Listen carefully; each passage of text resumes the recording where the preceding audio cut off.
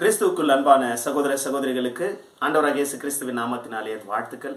இன்றைய நாள் தியானத்திற்கு என்று தெரிந்து கொள்ளப்பட்ட தேவ வசனம் எபிரேயருக்கு எழுதின நிருபம் 3ஆம் அதிகாரம் 13ஆம் வசனம். உங்களில் ஒருவனாகிலும் பாவத்தின் வஞ்சனையினாலே கடினப்பட்டு போகாதபடிக்கு இன்று எண்ணப்படும் அளவும் நாடோறும் ஒருவருக்கொருவர் புத்தி சொல்லுங்கள்.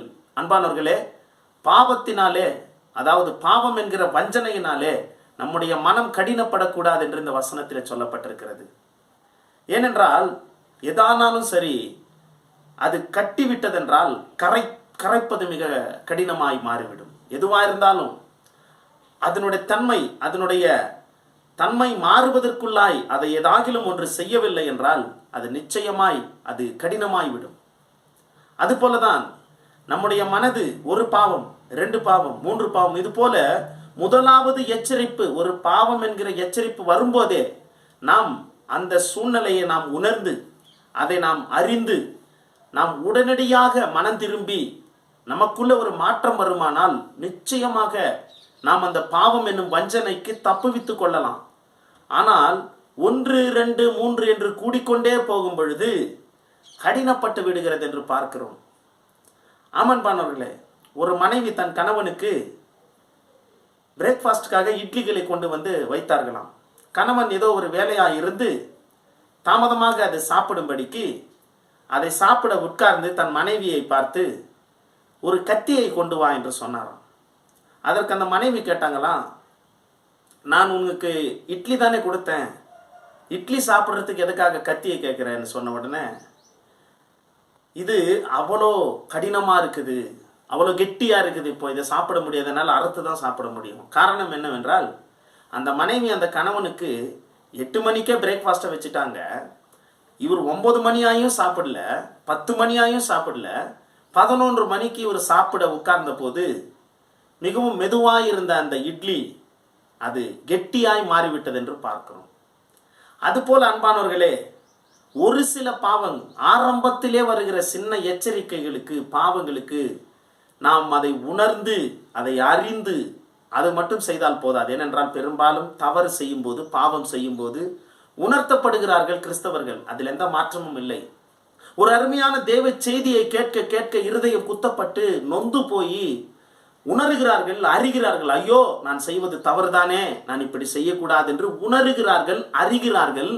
ஆனால் அந்த ஏற்ற சமயத்திலே அவர்கள் மாறாமல், மனம் திரும்பாமல் இருந்து கொஞ்சம் தாமதிக்கிறதுனாலே பிறகு அந்த தேவ செய்தி கூட வேலை செய்கிறது இல்லை. சத்தியத்தை கேட்டும் மனம் திரும்பாமல் அதே பாவ வாழ்க்கை தொடங்குகிறது. ஞாயிற்றுக்கிழமை சத்திய செய்தியை கேட்டு அழுவார்கள், நான் எப்படியாவது பரிசுத்தமாய் வாழணும், நான் ஏன் இப்படி கடினமான இந்த கேவலமான பாவங்களை செய்து கொண்டிருக்கிறேன் என்று தேவ செய்தியினால் குத்தப்படுவார்கள், உணரப்படுவார்கள், அதே போல அறிவார்கள். ஆனால் பிரச்சனை என்னன்னா, ஏற்ற சமயத்தில் உணர்வு வந்த உடனடியாக அதற்கு என்ன செய்ய வேண்டும் என்பது மிக முக்கியம். தாவீது இது போலதான் ஒரு பாவத்தை செய்தான். தீர்க்கதரிசி நாத்தான் மூலமாக எச்சரிப்பு பெற்றான்.